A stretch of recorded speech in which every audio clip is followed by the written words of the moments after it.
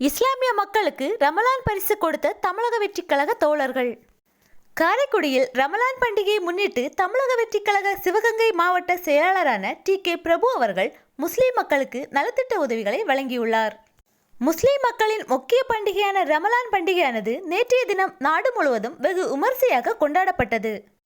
தமிழக வெற்றிக் கழகத்திற்கு மதத்தால் எந்த பிரிவினையும் இல்லை என்பதை நிரூபிக்கும் வகையில் காரைக்குடி தமிழக வெற்றிக் கழக தோழர்கள் செயல்பட்டுள்ளனர்.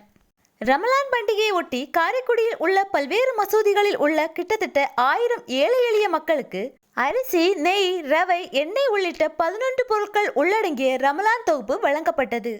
சிவகங்கை தமிழக வெற்றிக் கழக மாவட்ட செயலாளரான டி.கே. பிரபு அவர்கள் இந்த நலத்திட்ட உதவியை தலைமையேற்று வழங்கினார். அண்மையில் டி.கே. பிரபு அவர்கள் தலைமையில் காரைக்குடி முத்தாலம்மன் கோவில் திருவிழாவை ஒட்டி கோவில் வளாகத்தை சுத்தம் செய்ததோடு பக்தர்களுக்கு அன்னதானமும் வழங்கப்பட்டது குறிப்பிடத்தக்கது. மதங்களை கடந்து தமிழக வெற்றிக் கழக தோழர்கள் மக்களுக்கு நலத்திட்ட உதவிகளை செய்து வருகின்றனர்.